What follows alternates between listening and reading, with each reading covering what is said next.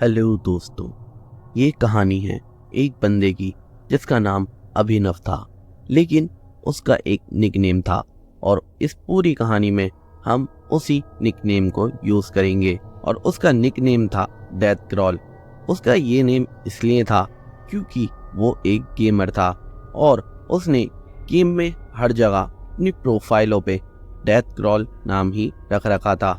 Death crawl यानी कि अभिनव और उसकी फैमिली बिहार की एक सिटी में रहती थी। डेथ क्रॉल पर सोसाइटी में एक 2 फ्लोर का घर था। नीचे के फ्लोर पर वो रहा करता था अपनी फैमिली के साथ और ऊपर का जो फ्लोर था वो ज्यादातर खाली ही रहता था, जिसे वो यूजुअली रेंट पर दे देते थे। एक दिन समथिंग 28 साल का एक आदमी उनके घर पर आता है और उनसे पूछता है कि उसे उनका ऊपर वाला फ्लोर रेंट पर मिल सकता है क्या। फिर डेथ क्रॉल की फैमिली उससे बात करती है और उसको ये बताती है कि वो ऐसे बैचलर्स को घर नहीं देते हैं, वो सिर्फ फैमिलीज या फिर मैरिड कपल्स को ही घर रेंट पर देते हैं। और फिर ये सुनकर उस आदमी ने उनको बोला, मैं ऑलरेडी ही मैरिड हूँ और मैं यहाँ अपनी वाइफ लेकर आऊँगा और हम दोनों साथ ही रहेंगे। और ये सुनते ही डेथ क्रॉल की फैमिली राजी हो जाती है और कहती है, ठीक है, ऐसा है तो हमें कोई प्रॉब्लम नहीं है, आप यहाँ रह सकते हो। और उन्हें वहाँ रहने के लिए उन्होंने कह दिया। पर डेथ क्रॉल का कहना था कि उसने जब उस आदमी को पहली बार देखा था वो आदमी उसको थोड़ा अजीब लगा था। और हाँ, ये थोड़ा जजमेंटल हो सकता है, पर होता है ना, पहली नज़र में ही फर्स्ट इम्प्रेशन जो होता है हमें फील सा हो जाता है कि सामने वाला आदमी किस तरह का है। मतलब एक आइडिया सा फील हो जाता है उसके बिहेवियर और रिएक्शन से। और डेथ क्रॉल को वो आदमी थोड़ा अजीब लगा था और धीरे धीरे टाइम टू टाइम उस आदमी का बिहेवियर डेथ क्रॉल को और भी ज़्यादा अजीब लगने लगा था, क्योंकि वो आदमी अब उसके यहाँ पर रेंट पर रहने लगा था तो अक्सर डेथ क्रॉल उससे मिलता रहता था। इस वजह से वो ये चीजें नोटिस भी कर रहा था। वैसे तो उस आदमी ने डेथ क्रॉल की फैमिली को अपने बारे में बस इतना बता रखा था कि वो एक बैंक एम्प्लॉय है और वो एक बैंक में काम करता है।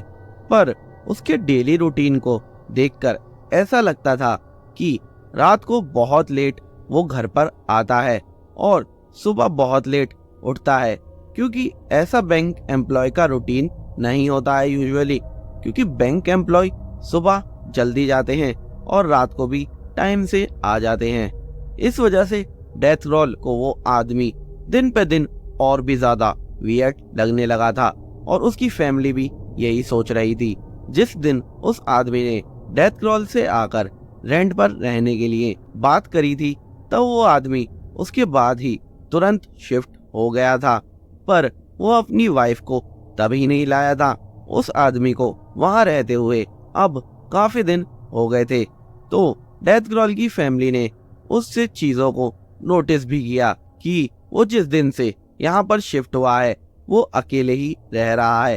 तो डेथ क्रॉल की फैमिली ये डिसाइड करती है, एटलीस्ट हम उसको एक बार पूछ तो लें कि वो ऐसे इतने दिन अकेले क्यों रह रहा है, उसकी वाइफ कहाँ है, क्योंकि उन लोगों ने रेंट पे देने से पहले ही फ्लोर ऊपर का बोल दिया था कि वो किसी भी बैचलर यानी अकेले इंसान को वो फ्लोर नहीं देने वाले रेंट पर।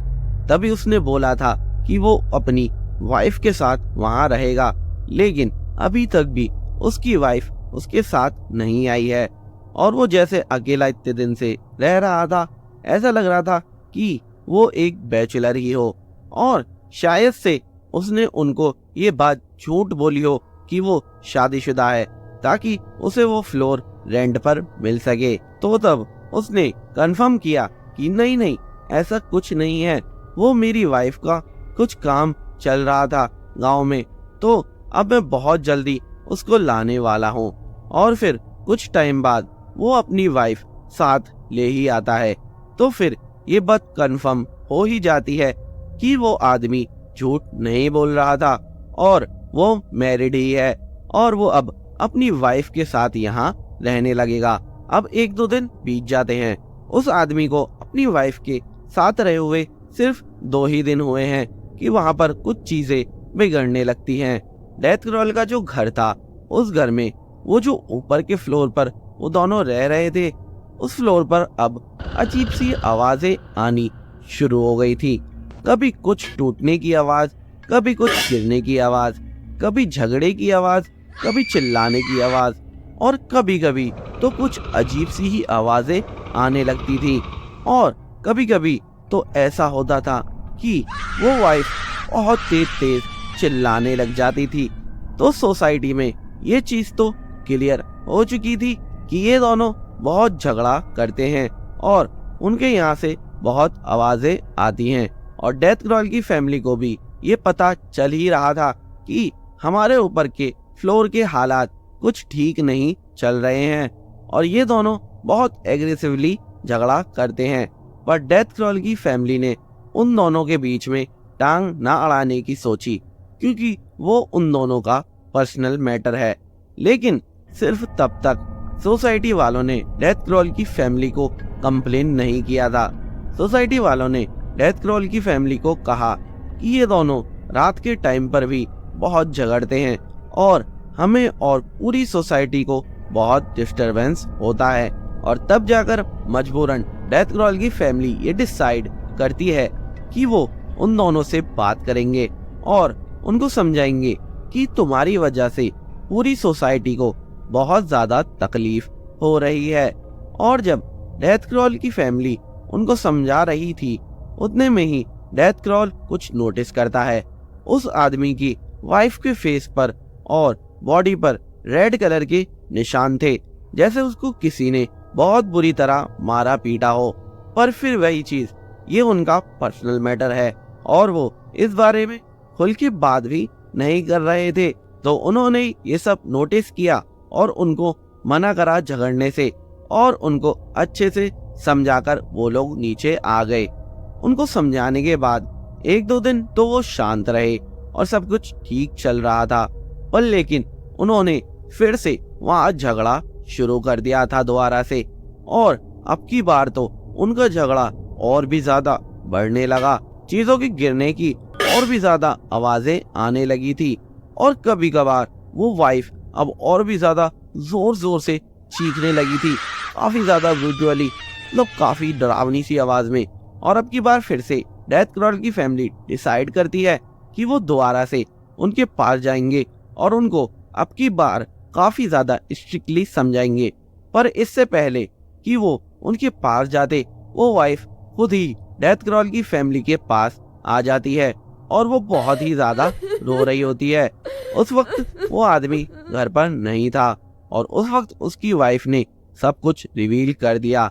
वो कहने लगी कि उसका जो हस्बैंड है वो आदमी बहुत ही बुरा है, वो उसको बहुत ही ज्यादा परेशान करता है और उसको रोज मारता है और उसके मारने से जो मुझे दर्द होता है और मैं उस दर्द में चिल्लाती हूँ, उसे इसे बहुत खुशी मिलती है और वो मुझे सेक्सुअली भी हैरास करता है और उसने मेरा फोन भी तोड़ दिया था। तो उस आदमी की वाइफ ने ये सब बताने के बाद उनसे उनका फोन मांगा ताकि वो अपने घर पर कॉल कर सके और बता सके कि उसके साथ कितना गलत हो रहा है। तो वो फोन लेकर अपनी मम्मी को कॉल करने लग जाती है और सब कुछ उन्हें बता देती है। और उस वाइफ की जो फैमिली है वो बहुत ज्यादा सपोर्टिव होती है और वो तुरंत ही आकर उसको वहां से ले जाते हैं। और वो हस्बैंड जो था, जो रोजाना की तरह रात को लेट आता था घर पर, वो आकर के देखता है कि उसकी वाइफ तो घर पर है ही नहीं और वो ये देख के घबरा जाता है और वो तुरंत ही डेथ क्रॉल की घर वालों के पास जाता है पूछने के लिए कि किसी ने उसकी वाइफ को कहीं जाते हुए देखा है क्या। तभी डेथ क्रॉल की फैमिली उसको साफ साफ बता देती है कि हमें उसने सब कुछ बता दिया है और बता दिया है कि तुम उसे कैसे परेशान करते हो और उसके साथ क्या क्या गलत करते हो और वो इतना सब कुछ सहने के बाद अब तुम्हारे साथ नहीं रह सकती है। और ये सुनकर इतने में ही वो आदमी रोने लग जाता है और अब पता नहीं कि वो आदमी सच में रो रहा था या फिर सिर्फ एक्टिंग कर रहा था। बस वो वहाँ रोने लग जाता है और कहता है कि ये सब झूठ है और मैं अपनी वाइफ को वापस जरूर लेकर आऊंगा, बस मुझे थोड़ा टाइम दो। और वो ये कहकर वहाँ से चला जाता है। पर उस आदमी के साथ एक बहुत बड़ी प्रॉब्लम हो गई थी, क्योंकि उसकी जो वाइफ थी उसकी फैमिली थोड़ी बहुत पॉलिटिक्स में थी। एंड तुम्हें तो पता ही होगा कि पॉलिटिक्स में रहने वाले लोगों की पावर काफी होती है, और उसकी फैमिली ने उस आदमी को थोड़ा धमकाया होगा और उसे मारने की भी धमकी दी होगी। तो वो आदमी इस बात से बहुत ही ज्यादा डर जाता है और वो काफी परेशान रहने लगता है, और वो फैसला करता है कि उसे कुछ दिनों के लिए अंडरग्राउंड हो जाना चाहिए। और अब डेथ क्रॉल के घर का जो ऊपर वाला फ्लोर था उस पर इन्वेस्टिगेशन चल रही होती है, तो इसलिए उन्होंने उस फ्लोर को पूरी तरह से बंद कर रखा था। ना ही वहाँ कोई आता था ना ही कोई जाता था। और जिस टाइम पर वो हस्बैंड वाइफ वहाँ पर रहा करते थे, और जिस दिन वो वाइफ उस घर को छोड़कर गई थी, उस दिन के बाद से उन्होंने उस फ्लोर को वैसे ही छोड़ दिया था। तो अब वो फ्लोर जैसा उस वक्त था अब भी वो वैसा ही है और पूरी तरह से खाली है। और ये अभी जल्दी की ही बात होगी जब डेथ क्रॉल अपने कमरे में बैठकर अपना काम कर रहा था और रात के तकरीबन 12 बज रहे थे। तभी डेथ क्रॉल नोटिस करता है कि उसका जो बालकनी का डोर है वो अपने आप ही ओपन हो रहा है। तो इस बात पर इतना गौर वो नहीं देता है, पर सोचता है शायद ये हवा की वजह से खुला होगा। तो वो उठकर जाता है और उस डोर को बंद कर देता है। वो कम्प्लीटली लॉक नहीं करता उसको, वो बस नॉर्मली ही बंद कर देता है और फिर वो बैठकर अपना काम फिर से करने लग जाता है। वो बेड पर बैठा हुआ होता है। फिर वो 1-2 मिनट बाद फिर से नोटिस करता है कि जिस डोर को उसने बंद किया था उस डोर पर अब कोई नॉक कर रहा है। अब ये बात थोड़ी अजीब होने लग जाती है, क्योंकि दूसरी साइड जो है बालकनी है और वहां पर कोई होता ही नहीं है।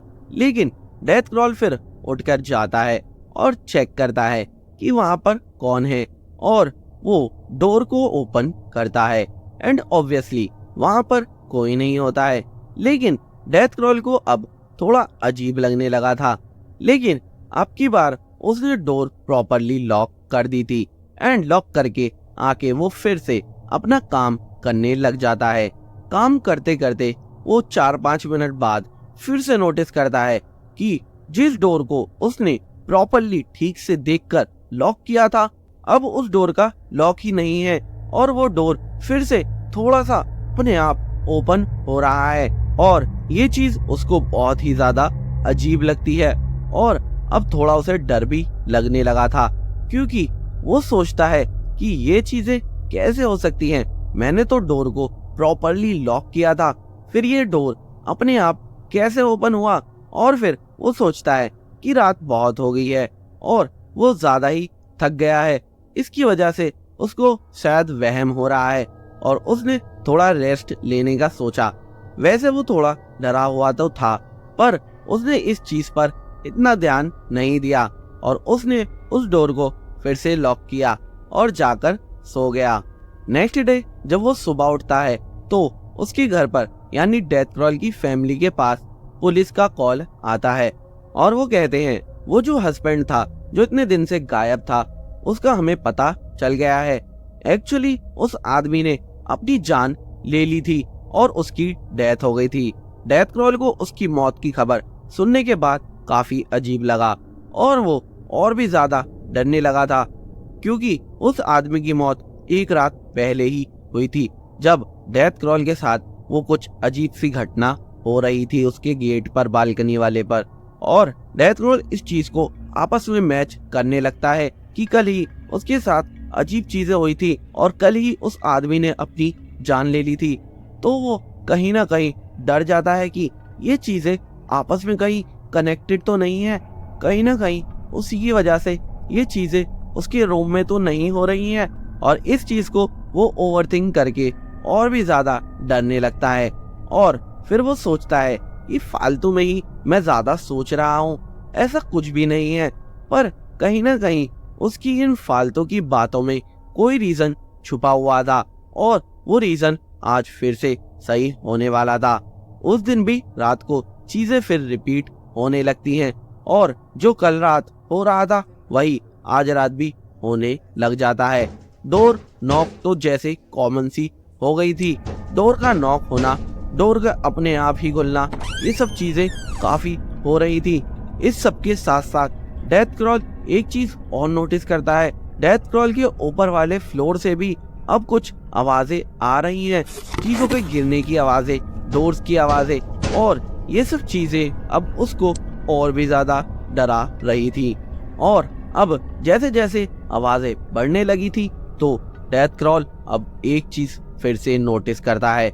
ऊपर की फ्लोर पर जहां बस कुछ चीजों के गिरने और डोर्स की आवाज आ रही थी, पर अब वहां पर उसे एक नई चीज की आवाज आने लगी।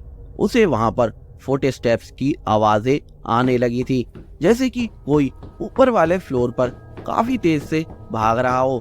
और डेथ क्रॉल ने वहां पर थोड़ी हिम्मत करी और उसने बालकनी के डोर को खोला और वहां से ऊपर की तरफ झांकने लगा। और जो उसने वहां ऊपर देखा, उसे देखते ही उसके होश उड़ गए। उसने ऊपर देखा एक काफी बड़ा सा ब्लैक फिगर और उसका फेस बिल्कुल इमोशनलेस था। उसे ऐसा लगा कोई इमोशनलेस फेस उसकी तरफ देख रहा है। एंड इस चीज को देखकर वो बहुत ही ज्यादा डर गया और वो वहां से जल्दी से भागकर अपने रूम में आ गया। और वो इन सब चीजों से कुछ ज्यादा ही डर गया और उसका दिमाग काम ही नहीं कर रहा था कि उसे वहां क्या करना चाहिए उस मोमेंट पर। लेकिन फिर थोड़ी देर बाद वो सोचता है मुझे अपने आप को डिस्ट्रैक्ट करने के लिए कुछ ना कुछ करना चाहिए, किसी से बात करनी चाहिए। तो फिर डेथ क्रॉल अपना ध्यान बटाने के लिए अपने दोस्त को कॉल लगाता है और फिर वो सब आपस में बात करने लग जाते हैं। यानी कि वो कॉन्फ्रेंस कॉल करता है अपने काफी दोस्तों के साथ। और वो सब जब बात कर रहे थे तो डेथ क्रॉल के दोस्तों को भी उसके माइक से डोर नॉकिंग की आवाज, कुछ गिरने की आवाज आने लगी थी, पर वो इस सबको इग्नोर कर रहा था। तो उन्हें बात करते करते रात के 3 बज गए थे और तभी डेथ क्रॉल के माइक से एक ऐसी आवाज आती है जिसे सुनकर उसके सभी दोस्त डर जाते हैं। डेथ क्रॉल के माइक से एक लड़की की जोर से चिल्लाने की आवाज आती है। वो भी कोई नॉर्मल चिल्लाने की आवाज नहीं थी। उस आवाज को सुनने के बाद ऐसा लग रहा था जैसे कि कोई हेल्प मांग रहा हो, वो भी बहुत ही ज्यादा तेज से चिल्लाकर, वो भी इतनी रात में, पता नहीं क्यों। और उसे सुनने के बाद सभी बहुत ज्यादा डरने लगे थे। हर कोई बहुत ज्यादा डर गया था और सब लोग फिर डेथ क्रॉल से यही पूछ रहे थे कि डेथ क्रॉल, ये आवाज किसकी है, ये क्या हो रहा है तुम्हारे यहाँ, हमें कुछ बताओ डेथ क्रॉल। और वही आवाज जब 2-3 बार और आई तो फिर डेथ क्रॉल ने बताया, ये चीखने और चिल्लाने की आवाज मेरे ऊपर के फ्लोर से आ रही है। वैसे इस सब का कोई प्रूफ तो नहीं होता, बट लकीली उन सभी दोस्तों में से एक दोस्त इस पूरी कॉल की रिकॉर्डिंग कर रहा था और उस रिकॉर्डिंग में ये सारी चीजें क्लियरली रिकॉर्ड हो गई। मेरी जो नानी थी, उनका काफी उनकी डेथ जो थी वो बहुत ज्यादा पेनफुल थी। लाइक 1 साल पहले डेथ में, 1 साल ऐसे कुछ पहले टाइम में वो Okay, did I heard or did everyone heard that? एक स्क्रीम I heard. मुझे भी सुनाई दी। कहाँ से आया वो, किसके माइक से आया? मेरी कॉल। अरे ये कोई डरा रहा है क्या मेरे हम नहीं, मैं क्यों डराऊंगा, मैं तो बोल रहा हूँ, मैं बोल रहा हूँ, मैं कसम कर रहा हूँ, Please don't prank us. मैं नहीं कर, मैं देखो मैं बोल रहा हूँ, खुद बोल रहा हूँ। मैं तो तेरे घर से आ रहा है ना, तेरे घर के पास से को नहीं सुनाई दे रहा, मैं हेडफोन्स लगा के। किसी फीमेल के चिल्लाने की आवाज आ रही है, बहुत तेज तेज। तो साइलेंट रखो, देखते हैं। No no please god death crawl बोल तू। वैसा नहीं है, भाई यार ये क्या है? भाई भाई फिर आया। माइक से आ अरे रहा है, यार माइक से आ भाई रहा है। क्या सेक्सी मजा आ रहा है। नहीं, मेरे ही घर से आ रहा है, मेरे घर से आ रहा तेरे घर से आ रहा है कि कहाँ से आ रहा है? तेरे मेरे बात ही कर घर जाके से घर वालों से। है। मेरे घर पेरेंट्स है, मैं भी नहीं उठा सकता। Bro this is fucking serious man. बोल रहा जाओ हूँ। बोलो यार अपने घर वालों को उठाओ।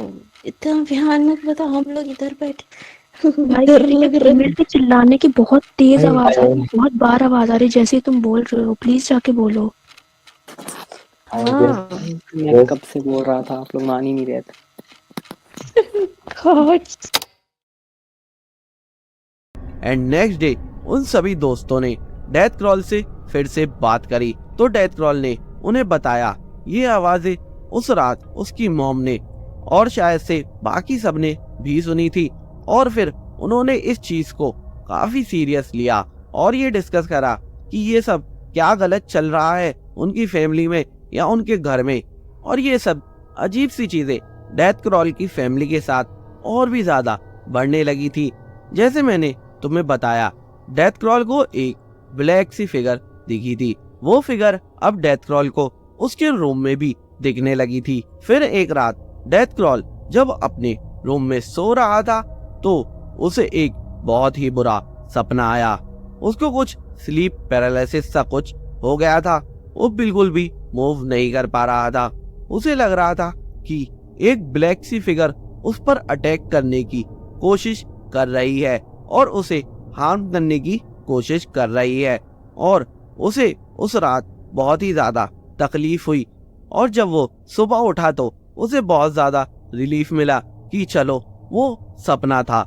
डेथ क्रॉल को अब पूरा भरोसा हो चुका था कि मेरे रूम के आसपास कोई न कोई नेगेटिव एनर्जी है या कोई बैड स्पिरिट है जो उसे हार्म पहुंचाना चाहती है। वैसे तो डेथ क्रॉल इन सब चीजों पर ज्यादा यकीन नहीं करता था, लेकिन जो चीजें उसके साथ इतने दिनों से हो रही थी अब उस पर कोई और चॉइस नहीं थी इन सब चीजों पर बिलीव करने के अलावा। और हाँ, ये सब बातें डेथ क्रॉल ने अपनी फैमिली को सीरियसली बताई और उसकी फैमिली ने उसकी बातों को ध्यान से समझा और उन पर बिलीव भी किया। और लास्टली उन्होंने एक तांत्रिक को बुलाया ताकि जो भी प्रॉब्लम उनके घर में चल रही है उसे वो सॉल्व कर सके। तांत्रिक ने उनके घर पर आकर कुछ पूजाएं करी और हवन भी करा और उसके बाद तांत्रिक ने उन्हें बताया था कि उनके घर में एक काफी इविल स्पिरिट थी जो कि बाहर से आ गई थी उनके घर में। फिर तांत्रिक ने डेथ क्रॉल को एक चीज भी दी जो कि उसे प्रोटेक्ट कर सकती है इन्हीं सब चीजों से और उसे सेव भी रखेगी कुछ टाइम के लिए जब तक चीजें कंप्लीटली ठीक नहीं हो जाती, क्योंकि तांत्रिक और भी ज्यादा पूजा करने वाले थे ताकि वो घर पूरी तरह से स्पिरिट फ्री हो जाए, यानी कि नेगेटिव एनर्जीज उस घर से पूरी तरह से खत्म हो जाए।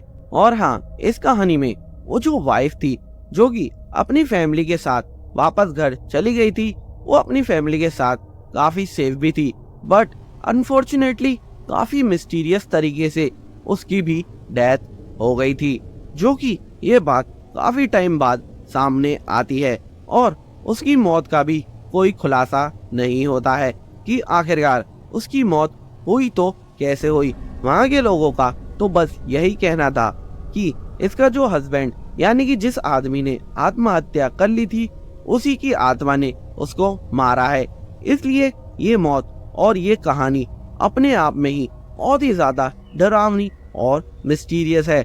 और लास्टली पुलिस जब अपनी इन्वेस्टिगेशन कर रही थी तो उस आदमी यानी कि उस हस्बैंड के फोन में ये भी पता चल जाता है कि वो आदमी एक बहुत बड़ा क्रिमिनल है और वो भोली वाली लड़कियों को अपने जाल में फंसाता है और उनसे शादी करके न जाने उनके साथ क्या क्या करता है। और थैंक गॉड उस आदमी का किस्सा वहीं खत्म हो गया था जब उसने आत्महत्या कर ली थी, वरना तो ना जाने वो और कितनी लड़कियों की जिंदगी बर्बाद करता।